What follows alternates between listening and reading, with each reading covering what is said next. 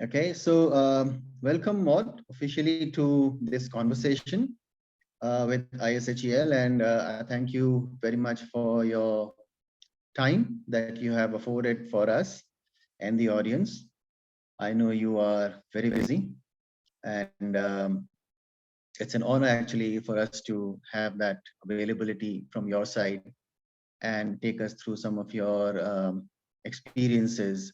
And I know there's lots of topic that we can talk about, but to start with the principles of correct riding is something that the audience and I think most of the people out there who are even riding at certain levels need to understand. And what better session than to have this discussion with you. So welcome, Maud. Okay, well, thanks for the invite. Let me try and share my screen. Just give me one moment more. Let me just introduce you to the participants as well. Okay. To all the participants in this conversation, I'm not taking each of the names individually, but welcome to everyone. This session will be a good insight into the principles of correct riding, as you can see from the topic as well. And Maud, who would be our speaker for the day, is, as I've already told you and you know from our communication as well, she's an FEI accredited coach developer for dressage and eventing. She's also an international Grand Prix show jumper and an eventing master coach. So there's a lot, and I have in person attended a session with Maud, and her style of teaching, her style of handling the audience, style of getting the message through is just incredible. So thank you once again, Maud.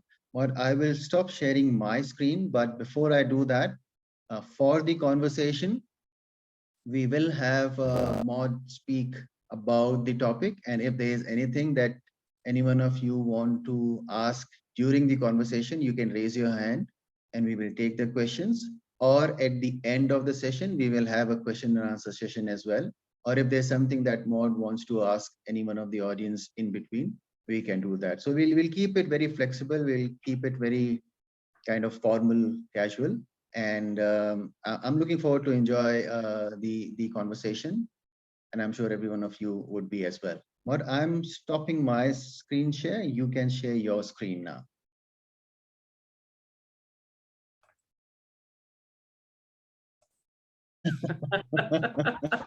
Well, I believe it's still good afternoon. Yeah, I met Vimal, I think it's a few months ago, and you already sort of introduced, what I'm all about. I was born and raised in Holland, and started my riding career as an eventing rider. And I believe being an eventing rider is what sort of gives you a great foundation in riding. Having lived in Europe for the first 30 years of my life, I think it gives you a lot of access to top coaches, top level riding. I had this dream that one day I wanted to come to Africa, and I was coming out for a 3 months holiday, which is 22 years now. I've traveled quite a bit, and this presentation is a little bit also about the importance of coaching. Let me just move this out of the way. And so what I want to talk about is sort of the reason why we're all involved in equestrian sport.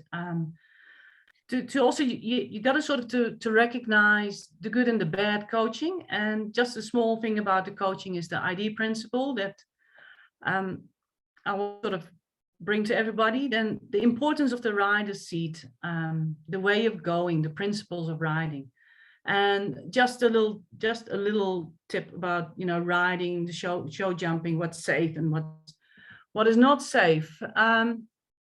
So why are we involved in equestrian sport? For me, as a coach and still a rider, I love sharing knowledge. I love horses. For me, it's given me the opportunity to travel, been to different parts of Africa, been to China, meet different people, different cultures, I absolutely love it. And one of the reasons I moved from Holland to South Africa is I love the outdoors. You know, the climate in Africa is a lot more accommodating than in Europe. So those are the reasons why I, you know, I'm involved in the equestrian sport. And so about 10 years ago, the FEI came out to South Africa, and we had a coach development program.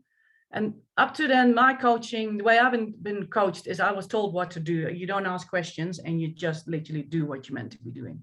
And then, like I said, the FEI got involved, and we had some top coaches coming out. Liam Morgan, JP, he's a French guy from the FEI, and now Quirk. And sort of you started to think a little bit more how people actually, you know, how people learn and how to coach, which has been absolutely fabulous. And we learned so much. And having been back in Holland during COVID and actually in lockdown, stuck in Holland for 6-7 months, and having the, you know, access to all the top riders and coaches again, it made me realize how fortunate we have been, you know, being a development country, to get these people out and sort of to understand coaching a little bit more.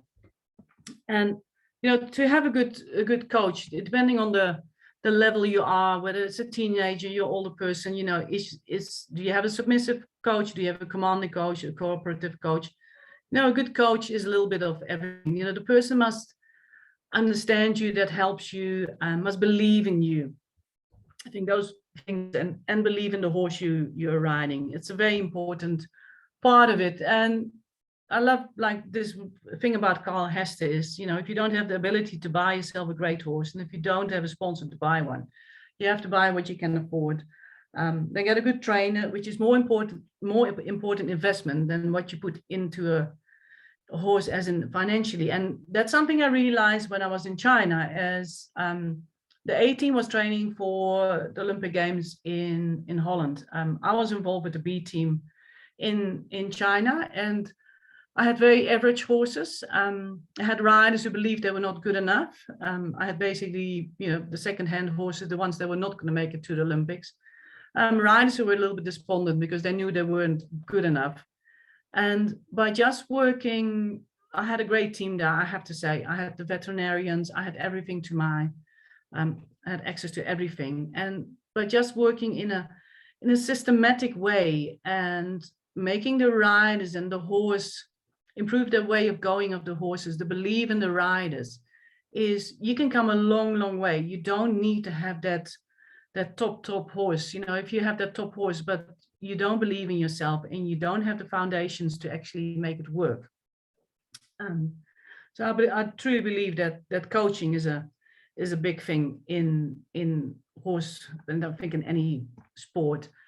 And this is something that we got hammered into us, and it never, you know, the way I've never been taught, but, you know, you tell me and I forget, you teach me and I remember, involve me and I learn. And, you know, the way of coaching is, you know, when I look at a warming up session, I look at somebody ride a horse and I look for 3 positive points. You know, never start from a negative point. Look what somebody wants to do, what you think is going to work. So you introduce a skill that might make the horse go better. Explain it, you're going to attend to it, you're going to summarize it. You have your cooling down session. Let me get back to that one. And give people homework. And this is like something I've never been taught. I've just been told what to do, and I had to figure out myself how things work. And until 10 years ago, I would just do things. I wouldn't think about it. Sorry, Maud. Yeah.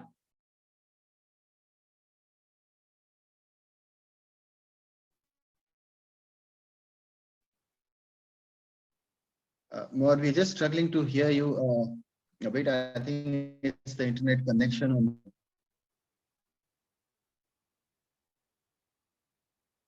So if you can take us through this slide again. I think you broke up heavily over there on this one. This one. Okay. So the way, can you hear me now? Absolutely, yeah. Okay. Is, you know, the way to structure a lesson is, for those of you who are coaches, is, you know, always look for the positive things. Look for something you can build on. Don't start with the negative things. Look at a horse, look at a rider, think how you can improve on something, give them a skill, introduce that skill, demonstrate what you want to do, explain it, then attend to it, make them go out, make them ride. And at the end of your lesson session, summarize what happened. Give a horse a good cooling down. We are talking about athletes, and that's why it's so important. The warming up for a horse and the cooling down is equally important. You know, you don't go to the gym and just start working out. There's a plan, and that's the same with horses. You need to have a plan to work according to the structure. And then as a good coach, you know, hopefully he will give you some homework. So the rider's seat, a very, very important part, probably one of the most important parts. We have a horse, and a horse is not designed to have a rider on top. If you look at a bovine is actually built better to carry a rider, but I don't think we want to start riding cows. So the horse, now suddenly we put a rider on top of the horse, and the horse has to refine its balance. So as a rider, it's very important that you are balanced and sit in the correct way. One of the reasons it's hard when you have a rider who's a beginner, and you put a beginner rider on a beginner horse. To find balance, if the rider already does not have balance, it's going to be really hard and a long road to get the horse to balance correctly. And that's where people always come from and say, you know, to have a horse who knows the drill, a schoolmaster. It will help the rider, if the rider is not experienced, to find the balance easier and to work in a correct way. You got to think of your pelvis as a ball, and you want to hold water in it. So you're going to try and find the most neutral position, which you see on the left, to sit on a horse. The one thing you can do is put your hands underneath your bum and find your seat bones. Your seat bones is the place where you want to ride from, and everybody's built differently. And everybody always says you have the ear, shoulder, hip, heel is one line for a rider, the correct way to sit on a horse. But it's very hard. We're all different. You know, somebody's femurs are longer than the other person. So you got to look a little bit what works for the build of a rider. And what is very important in a rider's seat is to have a correct saddle. If your saddle, especially in South Africa, it's a big thing. The saddle must fit the horse. Overseas in Europe, it's, you know, we can't always, if you have 20 horses, it's very hard to have 20 saddles. So we usually look for the saddle that actually fits the rider as well. Because once you as a rider sit balanced, you know, you can't have a too narrow saddle or too wide a saddle, but you got to find a happy medium between your horse and rider to develop the correct seat. A great way to develop a correct seat is if you have somebody who can put you on the lunge line. So you don't balance on your horse's mouth, and you actually have to learn to sit. There's some great exercises. You know, it's a topic all on its own again. So that's a way to learn and to sit. And a supple rider finds balance easier, and a balanced rider finds it easier to relax. If you're nervous as a rider, you tend to hold your breath, you're not relaxed. Then it's going to be much harder for you to find your balance. And to be supple in your body, you need mental relaxation. That's why a lot of times you see, you know, you put a child on a pony and they don't think, they just go. It's the same. I remember the first times I went onto a ski slope, and I must have been 18 or 19, and I did not know how to get down. And then you got these tiny little kids coming down on skis, and they don't think, and they just go. As you see here, we got a rider who is very stiff. She bounces out of the saddle. You can see that her heels are not down in the stirrups. They are all over the place. And if you look at the at the horse it's not a happy horse. It's got its ears back. It's quite stiff in the body. So for a horse to have a rider that is not supple and is not able to go with the movement, the horse will not be able to work to the best of its ability. Now the next rider is completely the opposite. She is very supple, way too loose and supple. But if you look at this horse is actually quite happy with the way the rider is sitting there. And it's a little bit like putting a little child on a pony that just is supple and goes with the movement. That's what a horse prefers as well, even though this is by no means the position we are looking for, but it's for a horse. It's better to have a supple rider and a relaxed rider than a stiff rider. So then on a straight line, where do we sit? The pelvis is parallel with the horse. And your shoulders turn where your horse's shoulders are turning. And it doesn't matter whether you're on a rising trot, a sitting trot, in a dressage seat or a light seat. If you see the drawing on the right, the rider on the right-hand side is turning with the shoulders where the horse is going. It's one thing that you will be told all the time, and it is the holy grail of riding, is riding from your inside leg into your outside rein. The rider on the left, you can see it pulls on the inside rein, and it actually sets the muscles of the horse on the neck and through its body, and it actually stiffens on the wrong side. It will not be able to step in with its inside hind leg, its left hind leg at this time, because the rider is blocking it with the inside hand. On the right, you can see the rider pushes with its inside leg into the outside rein. The outside rein frames the horse's neck, and the horse is able to flow the energy through its body. It's like a hose pipe. The moment you get a kink in that hose pipe, your water won't flow through. And if you imagine the left side, the spine of the horse would be a hose pipe, the water wouldn't flow through. While on the right, it's a nice flowing movement. So the rider must have the feeling that without having to hold on and without any effort maintain the balance and follow the horse's movement. So here we see the same rider we saw a few slides earlier. She miraculously can ride. She is one of our better dressage riders in the country, and this is a more advanced horse she's riding. And if you look at this, it's a nice flowing movement. As a rider, even though the horse has quite a big movement, she follows the movement of the horse. So to be able to follow, you have to be a loose and supple rider. And here we see it again. It's a rider following the movement of the horse. This is not a typical dressage rider. This most likely is an eventing rider, considering that the horse is not in, I would assume, in a double bridle. The rider follows the horse's movement. As you see, the lower leg follows the horse. The hands of the rider are following the horse's movement. He's not restricting the horse or holding the horse in any which way. So then we have the aids. The first aid we use when we get on the horse is the weight aid. The moment you're on the horse, your weight aid is there. Then we have the leg aid, the rein aid, and the voice aid. So the weight aid, the moment, like I said, the moment you get on your horse, and that's why your balance as a rider is so. It's the first time I've seen that. Sorry, Maud. I was just saying it is the first time I'm hearing about the weight aid. Very important. But it's the first time I'm hearing someone actually talking about it.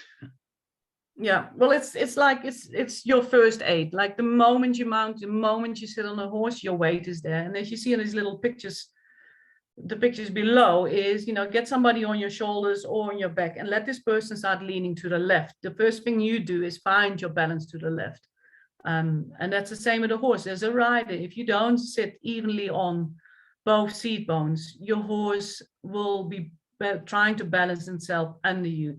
Now, if you want to turn your horse to the left, you turn your shoulders, you turn your hips to where you want your horse's shoulders. But at the same time, you also use your weight. The moment your weight is on your left seat bone, your horse will start looking for the balance underneath your left seat bone. And then the leg aid, we can use it to go forward, we can use it to go sideways, and we can just maintain the rhythm when we are in a walk trot or in a canter. Where is our leg? We don't want it too far forward. We want it balanced underneath you as a rider. Basically, if I take your horse away, I want a rider to be still standing. That's the idea you want to do. If you look at the rider on the rider's too far backward with the leg, the moment the horse I would take the horse away, the rider is definitely the one on the right and the one in the middle. First of all, they don't have their heel, their weight in the heel, and they will tip forward. And as you can see, the ones on the left with the lower leg too far forward, the moment you take the horse away, they will fall backwards. And the effect of the various leg aids must always be considered in combinations with the seat and the rein aid. So it's never on its own standing aid. And then we have the rein aid. The rein length is essentially correct when the horse moves with the desired carriage. So whatever discipline you're riding in, here we can see a Western rider. You know, the people are talking about the contact. So it depends on what discipline you're doing. And as long as you get the desired carries an outcome, that is your rein aid. Your rein aid, it can be giving, it can be yielding, it can be asking, restraining, sustaining. You can guarding, regulating, and a sideways acting or opening rein. So a rein aid, you can do all, you know, you can go in any which way. We see here this guy, he's riding with just with one hand. It's the principles are the same whether you ride with one or with two reins. It's just a further training and a different kind of training. Then the voice aid. It's if you speak to dressage judges and they will get an absolute cadenza the moment you talk about a voice aid. I use my voice all the time. I work a lot with young horses and I start young horses. And my voice aid is something that I back up my aids with. When I click my horse will know something is coming. He'll probably have to go forward. When I breathe out, when they know that they have to slow down. I can do my dressage test without a judge. You're not allowed to use your voice, but I've never had a judge telling me you cannot use your voice. I know that Ankie van Gunsven, she was a top dressage rider from Holland, and she would use her voice throughout her dressage tests, and she became Olympic champion, world champion. So, you know, it's not having a whole conversation and telling your horse about the weather and what is good and what is bad and what you did last night. I don't believe in that. The next video you're going to see is actually one of my pupils, and I simply had to use this because you know, in the book, we use a book that's called The Principles of Riding. And like I said, it's a tool to communicate and back up your real aids. So I just want you to listen to the next video. And yeah, I think it's a very funny one. And I really had to put this one in.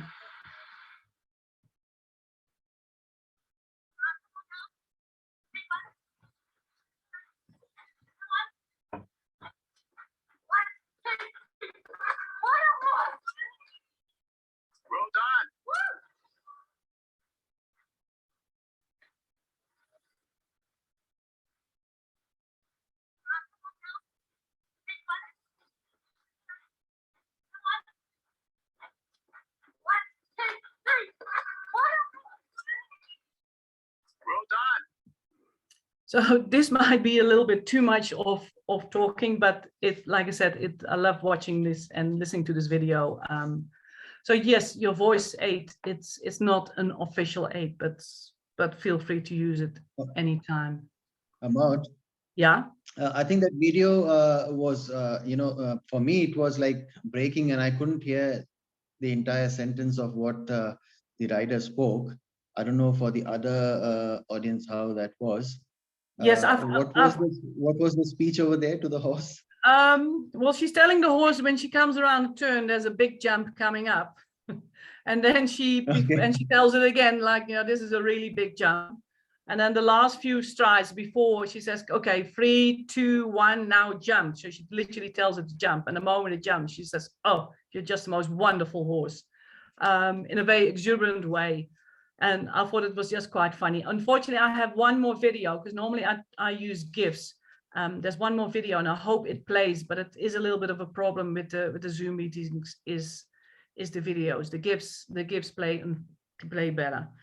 But that's what just apart from that fact about the video, Maud, I mean, talking to the horse like that is like talking to the athlete that is with you, like a human conversation, and be confident about, with the belief that the horse is going to understand what you're saying, and perhaps the energies that the riders will have in that moment that comes out through that speech will actually help the horse. I think so. I mean, it's fantastic to speak to the horse like that. Well, I prefer to, to use my voice to just, make my horse feel more at ease, to make it maybe a little bit more aware of that I want something. A horse is very distracted, like when I'm riding, I always look at the inside ear. Like, so when I'm riding, the inside ear of my horse is supposed to be on me, and nothing else. I want it to focus on me. And yes, I can use my voice for that. And it's amazing. I don't know, any of you very well know the Dutch language is a bit like German. It's very direct. So when I praise a horse, I use English. When I really get angry, I'll tell them in Dutch, and then they learn Dutch very quickly. It's a lot more direct.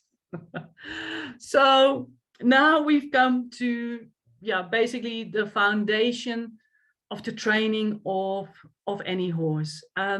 I never realized it. Like I said, this only actually I started thinking about, it was literally 10 years ago, because it's something I did, but it was the way my foundation, my riding foundation was based, and the training of my horses was based on this, but I wasn't actually aware of it. And I think it's so important. Regardless of discipline, on the left, it's the one we're going to be using. It's the English training skill. On the right is the one they use for Western. I have recently moved over to the dark side, and I'm doing some Western riding. So for me, it's to relate the one to the other and had to get a little bit more into it. And the training skill to me is, you got to think of your horse as a dance partner. When I get onto the dance floor, the first thing my partner will tell me is, you haven't got rhythm. I know I don't have rhythm. So because I don't have rhythm, I'm not very supple, and suppleness and relaxation is one thing I'll use, in either way. So I'm not supple, I'm definitely not relaxed, because I already know I don't have rhythm. Because I'm dancing and I don't have a rhythm, I don't have suppleness. I do have contact, but now I have way too much contact because I'm hanging on for dear life to my partner. So my partner is not really enjoying this. This would be as riding a horse. And if you look at the training skill, the reason why we need rhythm and suppleness and contact is to create balance in your horse. Your horse needs to be balanced. So if you're not balanced, and I'm not balanced on the dance floor, if we now start going a little bit faster and starting to put in a little bit more impulsion, there's a very good chance with the contact I have on my dance partner that I'm actually gonna injure him. And that's the same with your horse. If there's no balance, you're gonna damage your horse through that. Straightness is going to be out of the question for me, because to get me on the dance floor, I really probably need a couple of drinks. So the really tricky dance moves I'll never get to, because I do not have the foundation. And that is the training skill of a horse. And like I said, regardless, whatever horse you have, that's the foundation of a healthy, correctly trained horse. So what are we looking for? What is that, the way of going of a horse? What are we looking for? If you look on the right, you want a horse to start with a rhythm. A horse, you want a balanced horse. And if you look at this horse, if you look at the line, the horse has to work over its back, through it. You want it to be supple.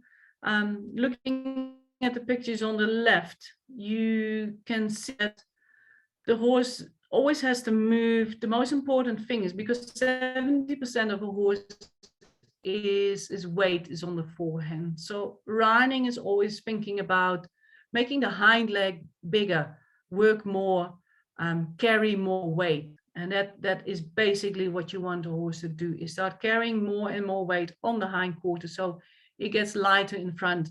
And in spite of the fact that the horse his neck is coming down, it still has to push up from the back to the front. What you see in the picture on the left, the top one, the one with the green on the top, the horse has got his nose slightly in front. There's a contact that is not pulling. On the right, you can see there's a pulling contact. The ones in the middle, the horse is stretching down. It's taking the contact down. If you look on the right, that's the same as the picture on the right, all the way on the right side. The one next to the green picture, the one on the red, you see the horse is behind the vertical. And the one on the bottom, you can see the horse is on the right bottom, its front leg is way bigger than its hind leg.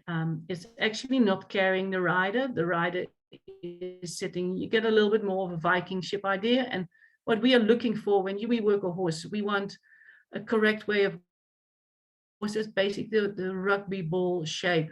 And that's your essential basis, your foundation of starting to ride a horse. And it's a matter of training your horse to get to ride the correct idea. Being Dutch, I'm not very much into rugby, but living in South Africa, definitely rugby. So we're thinking about the rugby ball shape of a horse. The horse all the way on the right, you can see that the hind leg is not stepping under. Its hocks are coming up towards its tail. Its neck is inverted. The horse, it's not a happy horse. Its ears are back. The rider is pulling too much. So that is a want to see. If you see the two riders on the left on top of each other is the horse, the chestnut horse with the man above. The horse is standing from the back. The rider is in the movement with the horse. The one at the bottom, the horse is moving forward, but as you can see, it's pulling more with the front leg than it is pushing with the hind leg. So it's a training of the eye, and as a coach, that's what you want at that feel, and to know what you're looking for, what the correct way of working of a horse is. So what do we need? We need the rhythm. The rhythm is in the walk, it's a 4-beat. We have the variations in the walk. We have a medium walk, we have an extended walk, and a collected walk. A medium walk is basically your average, your every day when you're riding. You want a horse to walk forward. You want to think of the walk as a marching movement. So the horse has to go places. The extended walk is the picture you'll see with the black horse. The horse is stretching down, it's making its body longer. The collected walk will make the horse step more under from the back, lift its neck more up, and shorten his body, and actually get a more elevation in its walk. This is something you only have at the higher dressage levels. The lower dressage levels, you'll have the medium walk. And then we have the trot. Now, the trot is a 2-beat with a moment of suspension.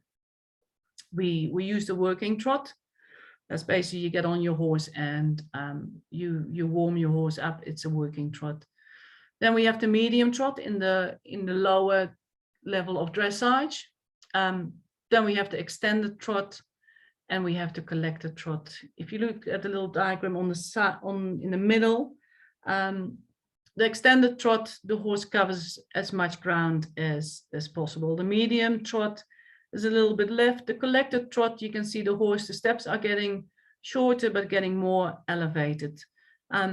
I do have the passage and the piaffe. That's the higher level of dressage in here as well, but it's not something we really want to talk about, because it's so important to first get the correct foundations in order. And here we see a horse with a lovely rhythm. It's an extended trot. The horse has rhythm. The horse is supple. It's elastic. You can see it is attentive to the rider. If you look at the ears, the horse is with the rider. So this is basically what we want to see. The horse is, as you can see, it is stepping under from the back. It's a rider who can follow the movement. It's easy to sit because the rider is balanced, the rider is supple, and at the same time, the horse has a lovely way of going in an extended trot. So the canter. The canter is a free beat with a moment of suspension. We have the working canter, we have the medium canter, the collected canter, and extended canter. These are the canters that we work with in the dressage tests. Again, the collected canter and extended canter are at the higher level dressage. So what you want to start with is a good working canter and a medium canter. What is very important in the canter is that your horse remain to have the free beat. The moment your horse starts having a four beat, it loses the rhythm. And losing the rhythm is basically the bottom part, the foundation of your riding that needs to be in order. To fix a horse that canters in a four beat and not a free beat is to actually ride it forward and to correct that canter. The trot, there is not, let me just go back, much you can get wrong with. The walk, what can go wrong is you see a horse who has a lateral walk. It's basically, it's a camel walk when the left and the right legs, left front, left hind are moving at the same time. So you lose the four beat. This is usually a horse, one of the reasons they do this is because the horse is not supple. A stiff horse has the tendency to do this. The walk is very hard to fix. So try not to work too much in the walk, rather trot or canter than start too soon and to work too much on your walk without having somebody on the ground to help you, because it is the hardest pace to fix. And here we see two horses. The one on the left is a horse in an extended canter. You see, it covers a maximum amount of ground. Its hindquarter is pushing under, the front legs are reaching forward. If you look at the horse, the rider is following the horse's movement. If you look at the rider's hands, it follows the horse's mouth without pulling, because the nose is slightly forward, and every time you see he encourages the horse to move forward. The lovely horse on the right, the gray, is, I would say, collected to working canter. I would like to see a little bit more collection to make it a collected canter, but you see the rider again, it's a rider that follows the horse's movement, a clear free beat in the canter. And then in the canter we have the left canter and the right canter. So we see, unfortunately, both of them on the left canter, but we canter different on the left and on the right. But another thing that can go wrong is a horse that disunites. So it canters with the front legs in the left canter and it canters with the hind legs in the right canter. And then for the race horses, we have the gallop. You know, it's still, as you can see, it's a free beat, regardless of the speed, that free beat remains. And what the difference is with the canter is that the breathing of the horse is directly linked to the rhythm of the canter. And if you look at eventing horses, and for example, the race horses, if you see a good race horse and you watch your horse jump out of the stalls, a good race horse will have a rhythm. It's not the one that's fighting. So it's got rhythm. It's a horse that's slightly more, it's relaxed. It will take a steady contact. It's not fighting the jockey. And why is this so important? Because it needs to find its rhythm to get a correct breathing. The horses that fight in a race in the beginning and fight their rider, you will see at the end of the race, they usually run out of steam. It's probably slightly different with the short distance, but the long distance horses, they need to find their rhythm.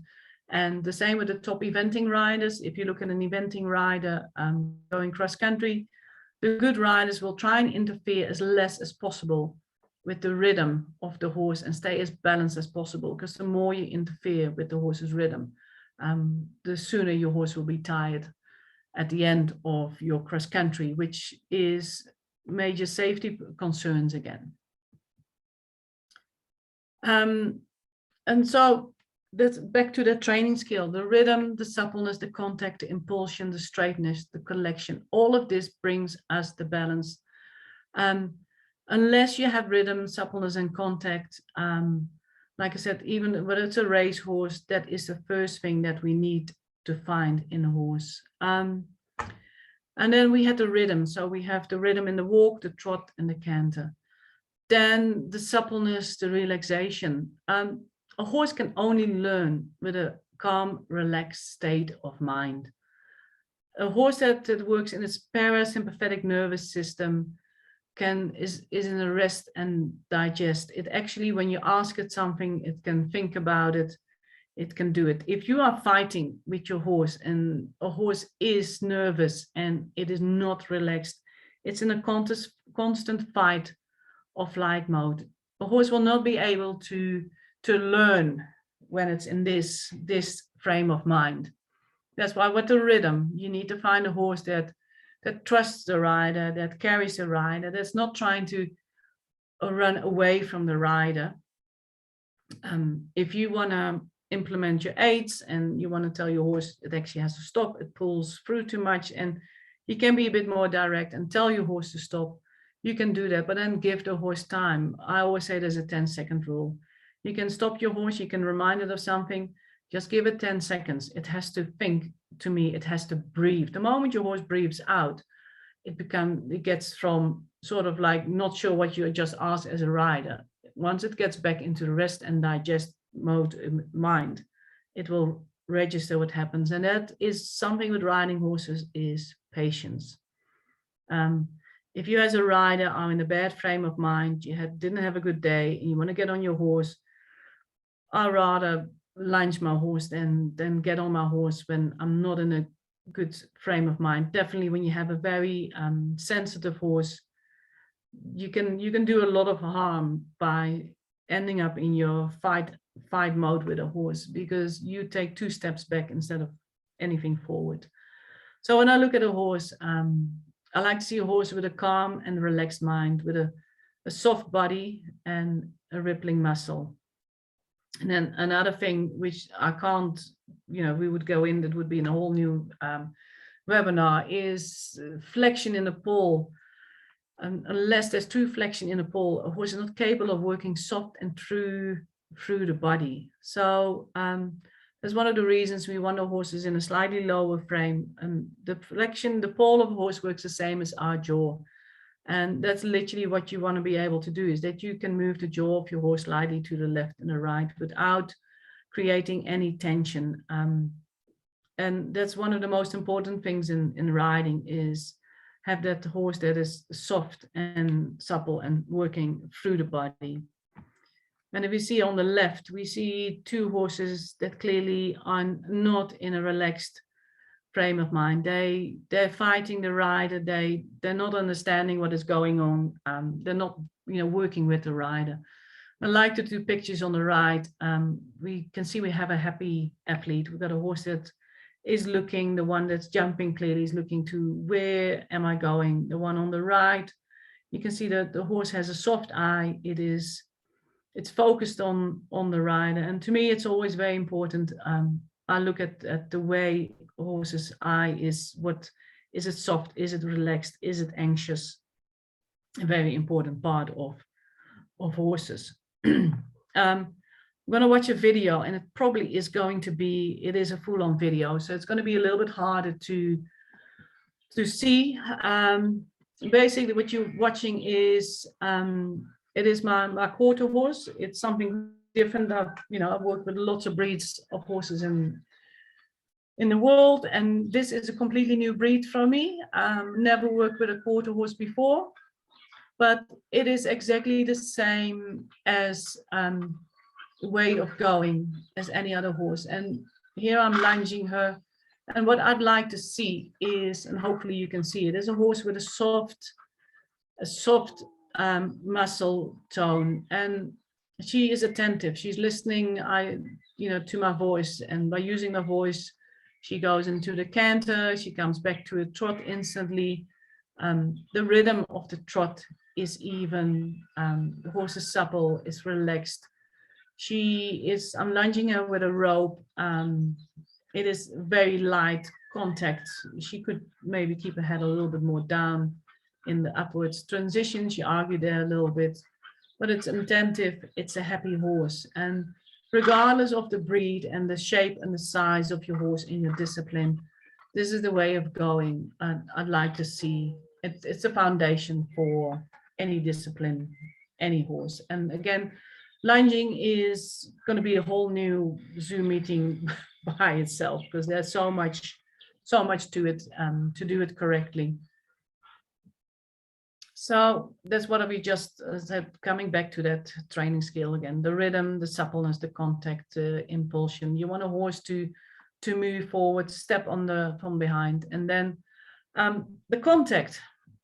What is a contact? I've sort of been taught that the weight of the rein is what keeps your horse on the bit. So a soft but steady connection between the horse's mouth and the rider's hand. And you can see this on the right-hand side. It's show jumper Marcus Eining. His hand is following the movement of the horse. It's a soft hand. It's a soft contact. The horse is able to move his head forward. And like I said, the weight of the rein is what I'd like to think as a contact. And only this is possible if your horse accepts the forward driving aid. The moment I come, and what is accepting of the forward driving aid? If I put my leg on a horse, I want a horse to accept my leg. So I always want to feel someone like basically like toothpaste, not like maybe a little bit less, but I want to feel the sides of my horse with my lower leg. So it's ready to receive the aid to move forward, or I can drive it. I want to apply a little bit more leg and I want to move it sideways. So the moment my horse does not accept my leg, or it's still scared of it, it wants to run away, I will have to correct that with too much contact. And like I said, these things are, it's great to have a horse, a schoolmaster, or have to correct coach on the side to actually feel what you want to feel. You know, it's always hard to tell somebody, you know, that's the feeling you need. If you have a horse who can give you that feeling, who understands what is asking, and a coach who can explain it to you, it's a very important thing. And you know, when you learn it from the beginning correct, it's an easy thing to follow. And like I said, again, it's the rhythm, the suppleness. Without the rhythm, without the suppleness, without your horse being on the aids, we're building up the foundation of riding. So now we want an elastic, we want impulsion. So we need an elastic, powerful, and active movement. We don't want a horse that's sluggish, that is going nowhere. The energy created by the hind leg passed into the rider's hand. Like as a rider, you want to keep that soft contact. The rider on the top, on the gray, ideally you want to have your elbow is from your elbow to the horse's mouth. You want as a straight line. If you look at the horse, the rider at the bottom, you can see that her elbow through her hands to the horse's bit, the reins are in one line. And the horse on the right bottom is doing an extended trot. The horse is moving from the back, pushing under. The rider can sit. The gray horse on the top, I think, is a slightly younger horse, but also with a very powerful hind leg. The horse is jumping up in front, is not jumping forward. And it's the same with the show jumper. It looks like the horse on the left is looking at a jump. It wants to go to the jump. It accepts the rider's leg and the rein, and in between the impulsion, the horse actually becomes more and more powerful in its canter. And the willingness of the horse to accept the driving aid and regularity of the hand aid determines the quality of the contact. Same what we just discussed on slide before. And it's always about the energy, the thinking of riding a horse uphill, get more weight on the hind quarter and less on the front legs. And then the straightness. So from the impulsion, we want straightness. And for us that, you know, when you ride, most horses will have a favorite rein, the same as we left-handed or right-handed. And what you'll feel is the horse is moving slightly in, or it's moving slightly out, but it's not following the forehand. The weight hands is usually the one side is more heavy than the other side. And as a rider, and that comes in again to have a coach, is as a rider, you try to ride the horse more into the rein. It naturally does not want to accept. If you can get your horse to accept the rein that it doesn't want to take more, it will actually straighten its body out.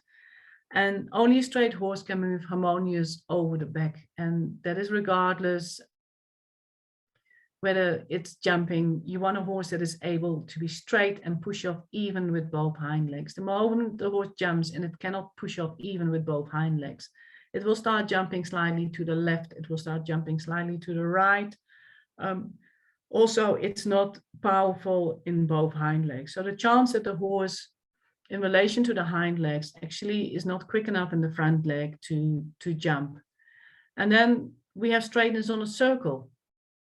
The straightness on a circle, and your coach will have told you, go straight on a circle. It's basically the hind leg will follow the same direction as the forehand. So if you ride a 20-meter circle, it will be a bigger angle. But the moment you go to a smaller circle, you go 10-meter circle, the horse still has to follow the footsteps of the hind leg. And the straightness is only possible when the first components of the training scale are in place. So if you feel your horse is not straight, it is not moving, with both into your hands, and you got to go back to the training skill. Is my horse, have I got rhythm? Is it supple? The contact is not correct. So without a correct contact, the straightness is not there. And here we see again, for a horse to be able to have an even front leg at a jump straight, it has to be able to push up even at the back. And here we see a horse on a circle. It's a younger horse, but it's following. If you look at the hind legs, it's stepping in the track of the front feet, and that is straightness on the circle. And the smaller your circle is, the more bend the horse will have to have what is anatomically possible to follow the forehand. Then we come to the final part of the training skill, and it's always a little bit, I cringe when somebody just gets on a young horse or a rider that's inexperienced, and the first thing the coach says, okay, we're going to work on collection. I hope by now you can see that collection is not possible unless the foundations are in place. So the process in which the horse develops strength over years is known as collection. It's not a quick fix. It takes years for the horse to get stronger, to become more balanced, to come more through his body. By the time we got collection, the horse doesn't only push forward, but also forward and upward, which we can see in the picture in the top. Collection should not play a role in young horses training until a horse is physically capable, strong enough, and balanced enough. We can start asking for collection. And the only way to get there is to systematically, from the beginning, improve the balance and the throughness of the horse. And if we can see the show jumper at the bottom, she comes through the turn. The horse has an even rhythm coming to the gymnastic exercise.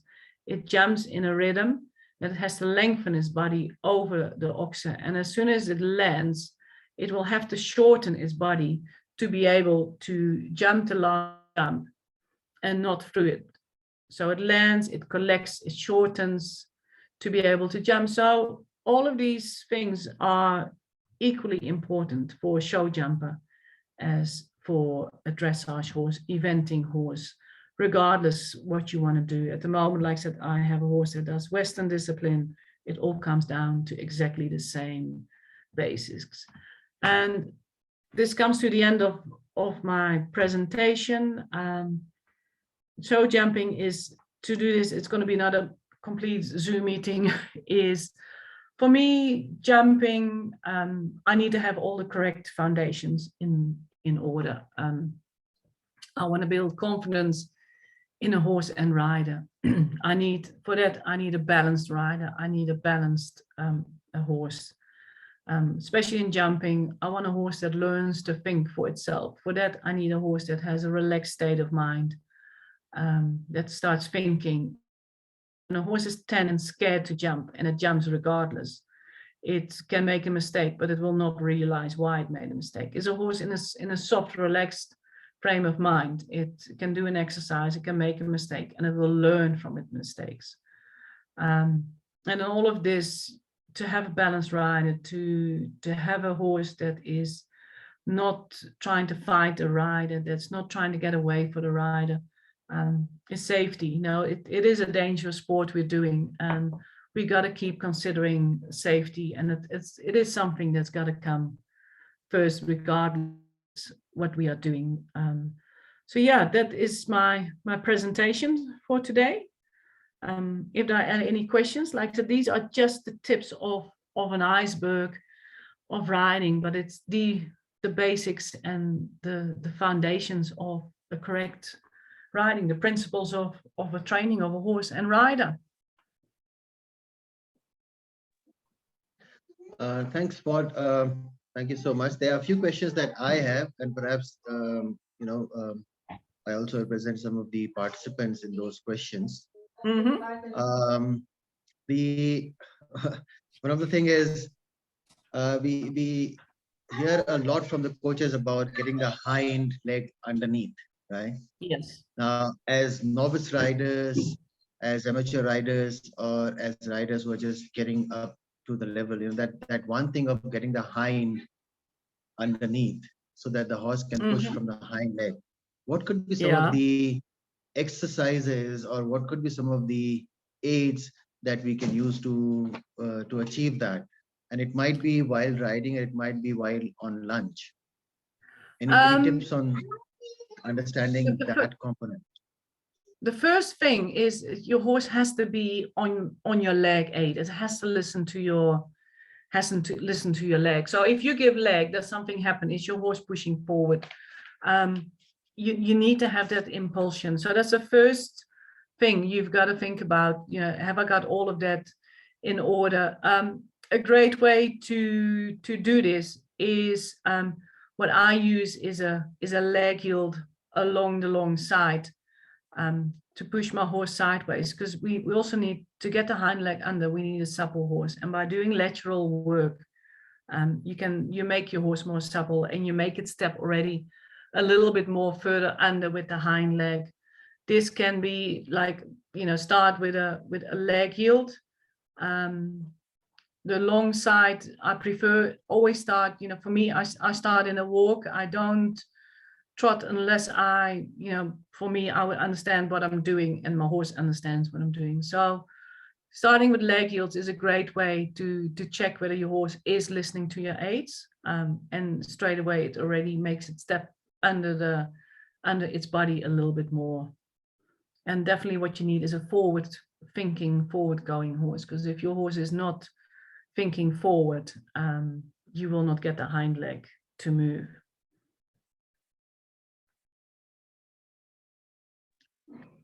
Thanks, Maud. I think the next important question I have is, while riding the horse in the circle, you spoke about the straightness, the importance of inside leg and the outside rein.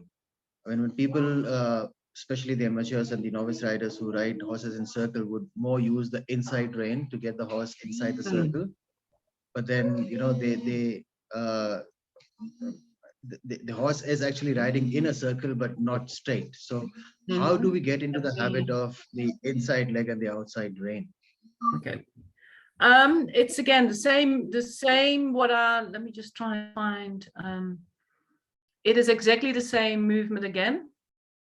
It is the leg yield. It's something I use because it makes you push with your inside leg into your outside rein. That's what I was looking for.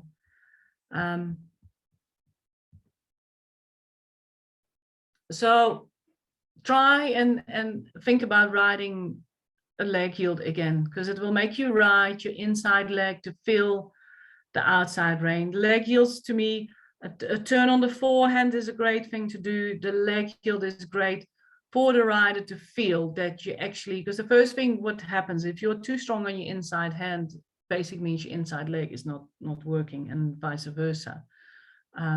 So the leg yield, I cannot, that's the one thing I keep going back to. Leg yield will make you feel whether your horse is listening to your aids, whether it is pushing from your inside leg into your outside rein.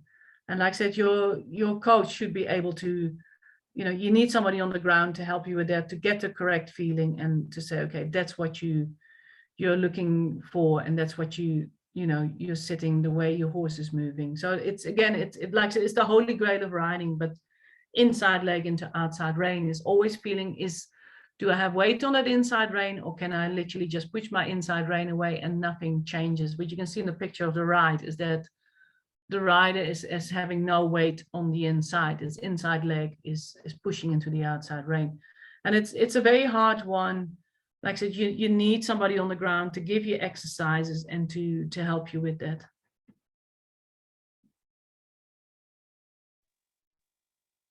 Absolutely. One of the most important things, and especially when I see most of these,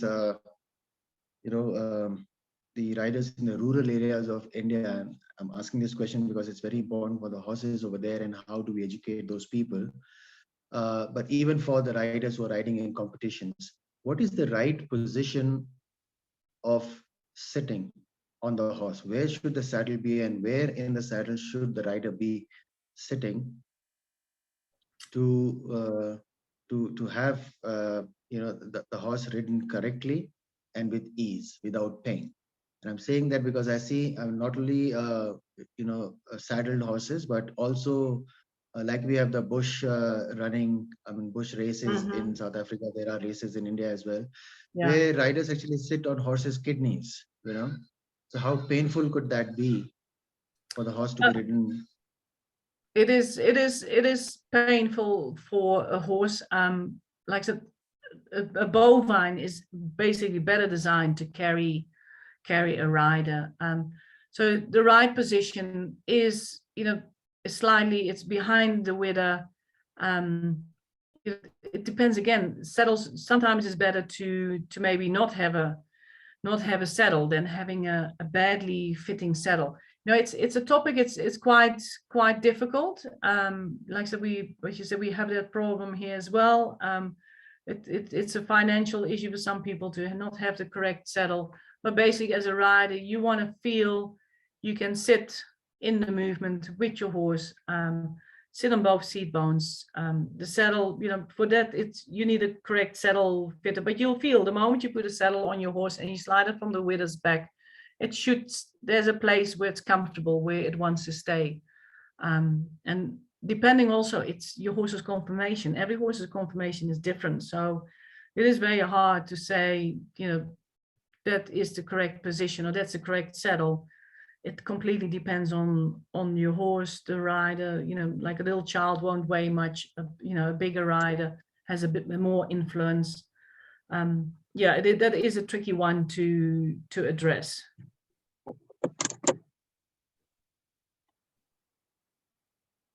Hello, Mark. Good evening. Good evening. Actually, here in India, we are facing a lot of difficulty in finding the right saddle. That's the main issue we are facing it. Is there any other alterations or adjustment we can do in the horse or tacks to minimize the injuries that are being happened to the horse because of the wrong fitting of saddles? It's like, so I think we have the same problem in the rural areas in South Africa. What you can use is, it's like a saddle fitter who is more specialized in this than I am, but I'll try and make it fit. You can, use a sheepskin if there's availability to a sheepskin. It's already quite a nice, as long as there's no pressure points on the horse. Sometimes you can use a towel to make a saddle fit better. Like I said, it is something You know, the moment your horse starts showing, you know, the moment you want to put the saddle on and it doesn't, you know, it dips its back, or it starts putting its ears back, you get on your horse and the horse suddenly dips its back. You know, it's not just carrying you. Usually when it doesn't want to stand, you know, it might have a reason, because something is sore. Once a horse has a sore back and because of the saddle, you know, try maybe to not ride it, lunge it for a couple of days, so the muscles can relax again. Yeah, I would try, you know, but it's like I said, it's a really touchy subject to, without seeing the situation. There's a lot you can do, but you actually have to see. And like I said, every horse is different. It's not a matter of saying that's what we do and that will fix the situation. So yeah, I think that what we have here is we get a lot of rural outreach programs, is that actually people go out and, you know, go into the country and help people with you know, fitting saddles, getting the correct gear. That's, yeah, I think that's the way forward, but it's, you know, it's hard to, it's time consuming, and it's people, you know, in the rural, educate them about the importance of, you know, looking after horses and keeping them, you know, happy and healthy. I understand. Thank you, Maud. Pleasure. And I think also when after the horse has been ridden in an exercise, you know, we can also see for the patches which are like with sweat and without sweat, and see which other parts of the saddle is more kind of you know, light or heavy, yeah, or pinched on a horse. That said, is it a good idea to use a blanket under the saddle? You know, it depends on, I think it's never a bad thing to have something that's slightly, you know, thicker and that can raise the saddle, you know, something that's a bit more of a sponging, that could give a bit more sponge. A blanket, as long as it doesn't start folding up underneath the saddle, because the moment, you know, it starts folding up underneath the saddle, it will cause pressure points again. So whatever you put under, it's got to be something that stays in the correct position and doesn't shift too much. I know that the saddle fitters use, you know, they do use towels to help the saddle maybe come off a little bit more off the wither by folding a few times. But like I said, I'm not the expert in that. That's something you need to see to sort of, you know, make the correct decisions.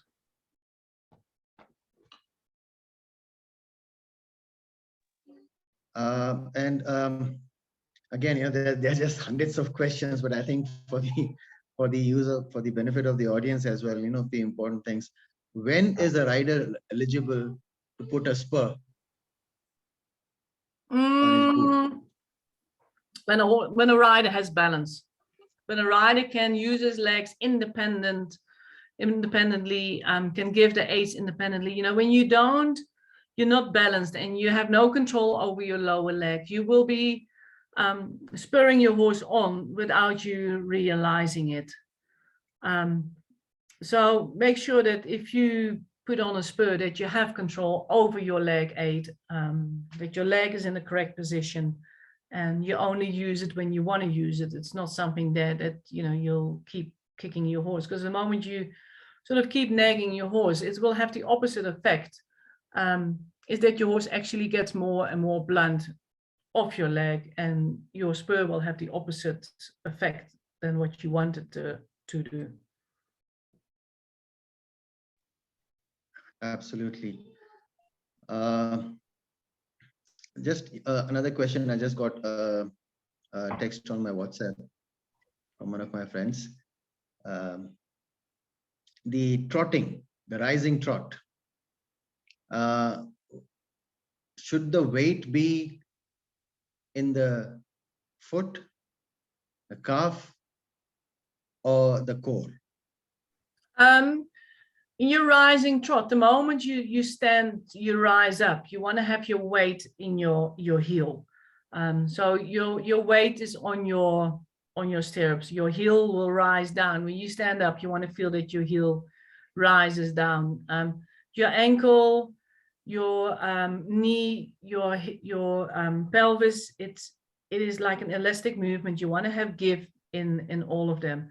Your core is, you know, the moment you get on a horse, your core has to be strong and balanced. So, you know, it's all of them together. You know, without a core, the balance in your core and having a strong core, you will not find the balance to find into your heel. You know, the moment you don't have your weight in your heel, your core is not strong, you start finding balance on your horse's mouth.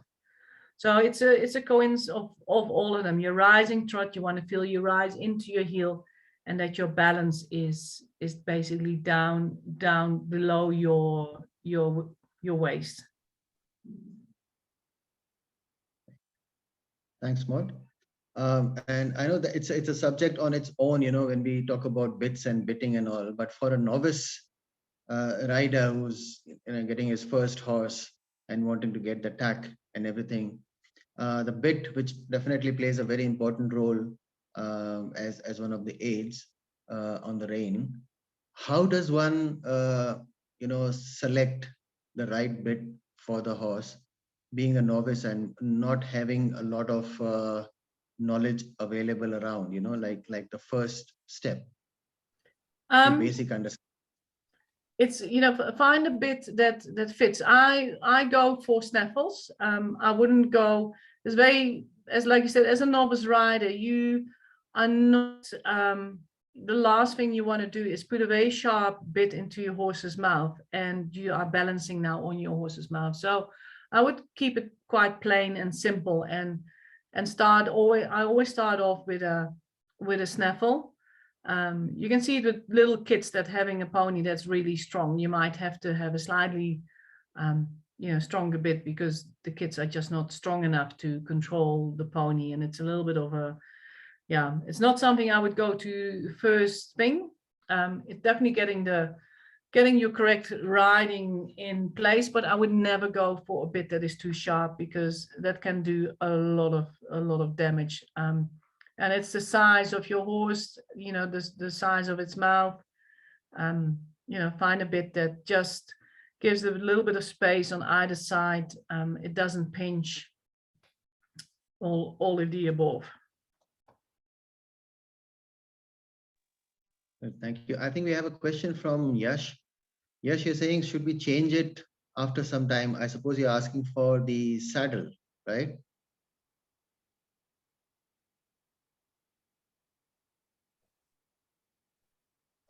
Yes, I think you're on mute. Oh, the cloth. You mean the towel or the blanket under the saddle? Yes, I think. Yeah, I think, and more, I would say, you know, as soon as you see that the cloth is wearing out and it's dirty and not able to take any more stress on itself, you may need to change it. Yeah, that's very important. Yeah, and then, you know, regardless of what saddle blanket I'm using, you know, keeping it clean, keeping, you know, when a horse sweats, wash it on a regular basis. You know, when it starts wearing out, definitely it's going to need replacement. And also, you know, whatever is, like we just said, your horse, when your horse starts developing muscle, it starts changing shape.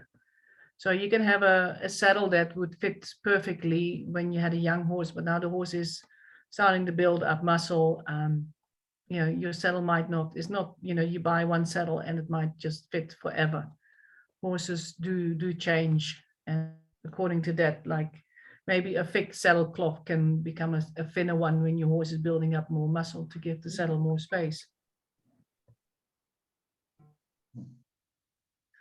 How important is it to understand the conformation, the subject of conformation, and assessing the conformation of your horse before deciding which discipline should you put the horse in? Because sometimes people have this one discipline in mind and get a horse and think that, yeah, this horse, with this horse, I'll be doing the intended discipline. I think with the correct way of training, you can do a lot. I had, for example, this last weekend, had somebody coming up with, you probably know the South African horse, a bull pad, and when I first looked at the horse, it was, you know, confirmation wise, you know, I thought, oh, you know, this might be, but once we started working it turned out to be, even though the confirmation wasn't, you know, perfect for dressage, its movement was really nice. It had an amazing mind, you know. I think that's very important with a horse. Do they want to do the job? I think that's very important, like with a horse that you want to jump. When I started young horses, and I did it for 4 or 5 years, I had about 60 horses every year to get ready for auction, and all 60 of them had to jump at the auction, whether they were dressage horses or show jumpers. And from that very first time, a show jumper loves jumping. You know, they want to jump. Some horses from day one had no interest in jumping. And I think that's the most important thing with choosing a horse is, if you have a brave horse and that loves to jump, you'll get a long way. And I think the mind of a horse, the mentality, the work ethic, and also a horse that is healthy, you know, a horse that has no pain, can do a lot. I think a lot of problems come from a horse that maybe conformation wise has an issue, unsoundness. You know, when your horse gets very sour, it doesn't want to work, then I don't believe a horse wakes up in the morning and says, you know, today is not the day. Today I really don't feel like working and I'm going to try and get my rider off. It was perfectly fine the day before. So, like, yeah, the work mentality of a horse, you know, I've had surprises with horses that I thought they would never ever, you know, jump up the grades or become bigger, and they just had such a fantastic work mentality that, you know, they keep surprising you. So I think for me it's a lot to do with the mentality of your horse. You know, do they want to work? Do they want to do it for you? Like I said, you know, you're not going to force a horse to jump if it doesn't want to jump. You know, you can up to certain, you know, you can try, but you'll never get there. But if a horse is willing to work for you, yeah, believe in what you have. And like I said, if you can get the right coaching and, you know, just the homework to get better, you come a long way.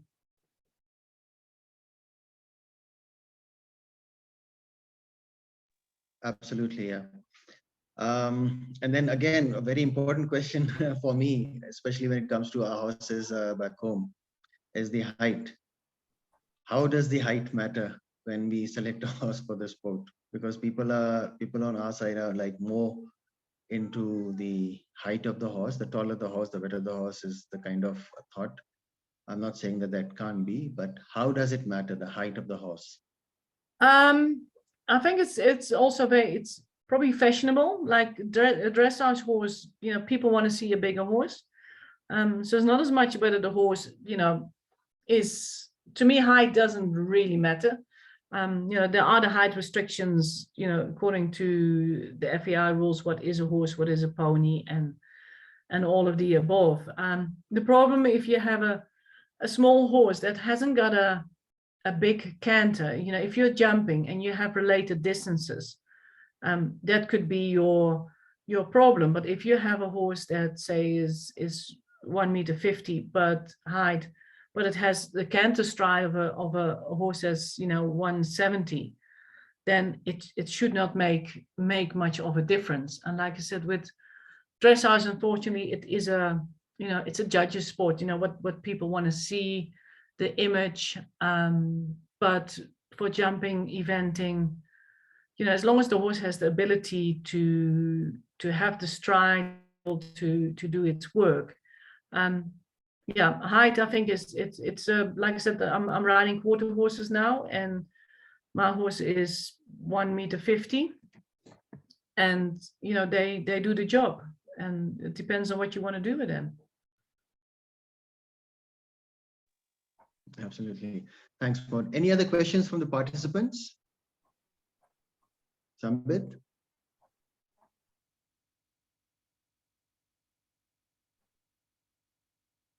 No, thanks. Okay, Cool. cool.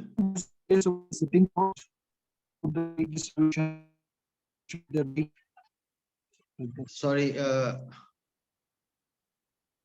Can you speak again, Othman? I think your voice broke up. Can you give a little brief about the sitting trot, about the weight distribution, where should our weight, like that?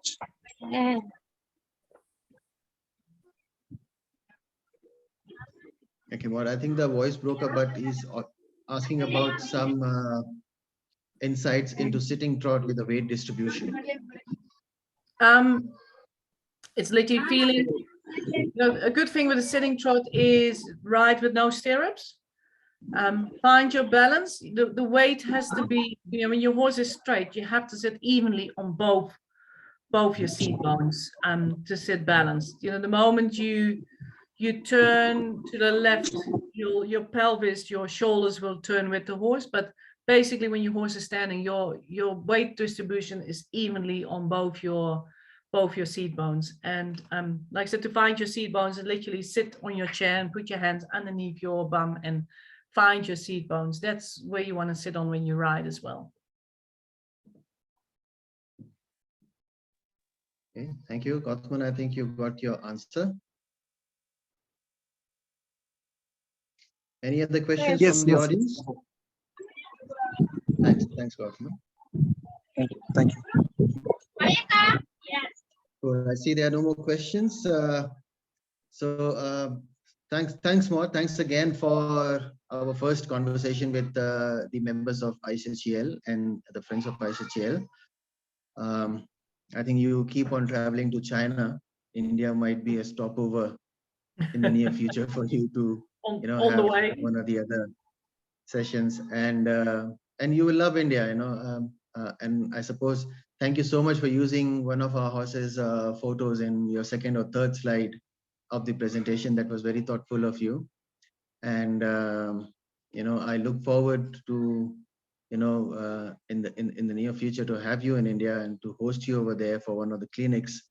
I know the presentation or the conversations is one thing, but you being in clinic is in a different mode altogether. And the way I enjoyed the clinic that I had with yourself about 2 months from now is still very fresh in my mind, and I think it was so beneficial for me to understand, a number of aspects when it comes to riding, and especially, setting up the jumping exercises for the horse. So thank you so much for that.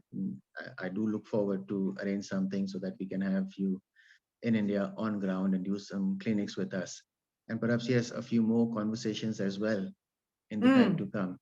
Because we are here all to share knowledge, and the more knowledge we can share, especially in the space that our indigenous horses are, it will be good for the horses at the end of the day. Yeah, and I think maybe also, well, thank you for that, is if people have certain questions and, to maybe give them beforehand, and I can, that's what I can address. If there's certain issues, things that people want to, talk about, I can address those subjects. That might be an idea. Thanks, Maud. Thanks. I think that's a great idea. And that also lays a foundation of having you as a mentor in ISHEL and in the work that we are doing. We will be in touch, and I think the members will benefit from these kind of conversations as well. This conversation that we are having today will be live on YouTube, and I think hundreds of people out there will see it in due course. People who have not had the opportunity in the time today can still go through the conversation, and it will benefit them. Thank you so much, Maud, for taking your time out, and thank you so much, audience, for taking your time out and listening to Maud and her experiences as well. Thank you so much, everyone. All right. Thank you very much. Enjoy your evening. Have a very nice evening. Thank you. Thank you.